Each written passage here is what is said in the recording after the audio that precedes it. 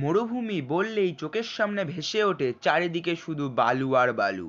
আপনারা কি জানেন, শুধু ফাঁকা মাঠ ও ধুধু বালু হলেই তাকে মরুভূমি বলা যাবে না। কোনো নির্দিষ্ট এলাকায় প্রতি বছর 10 ইঞ্চির কম গড় বৃষ্টিপাত হলে সেই অঞ্চলকে মরুভূমি বলা যাবে। পৃথিবীতে 3 ভাগ জল ও 1 ভাগ স্থল। সেই 1 ভাগ স্থলের আবার 3 ভাগের 1 ভাগ মরুভূমি। বৃষ্টিপাত কম হওয়ার কারণেই মরুভূমি সৃষ্টি হয়।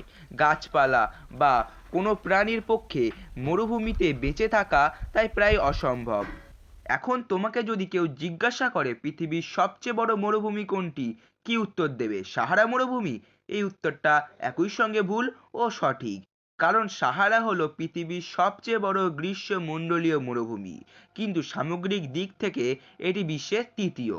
পৃথিবীতে 4 ধরনের মরুভূমি দেখা যায়: 1.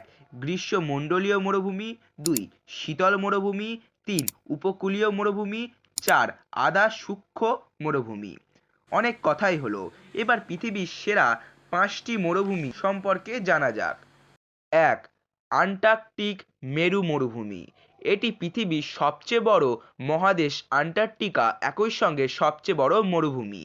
এই শীতল মরুভূমিটি 1,42,00,000 বর্গ কিলোমিটার এলাকা জুড়ে বিস্তৃত।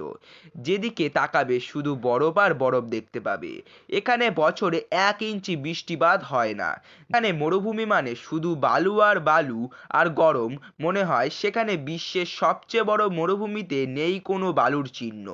গরমের কথা তো চিন্তাই করা যায় না। এটাই পৃথিবীর সবচেয়ে শীতলতম স্থান। 2.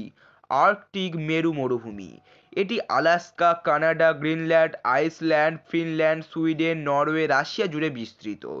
এর আয়তন প্রায় 1,39,00,000 বর্গ কিলোমিটার। এখানকার তাপমাত্রা অনেক ঠান্ডা। এখানে তুষার পড়ে। এখানে অনেক প্রজাতির পাখি, মেরু ভাল্লুক দেখা যায়। 3. সাহারা মরুভূমি।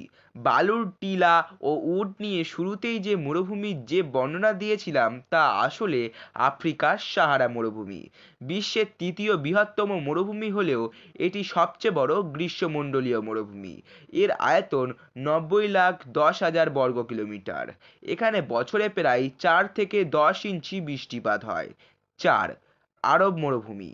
এর আয়তন প্রায় 20,60,000 কিলোমিটার।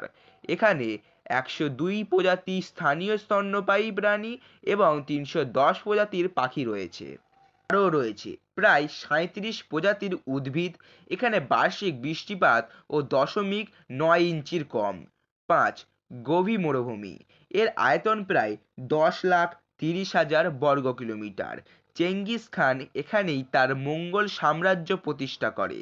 শীতকালে এখানকার তাপমাত্রা থাকে 40 ডিগ্রি সেলসিয়াস এবং গ্রীষ্মকালে তাপমাত্রা থাকে 50 ডিগ্রি সেলসিয়াস।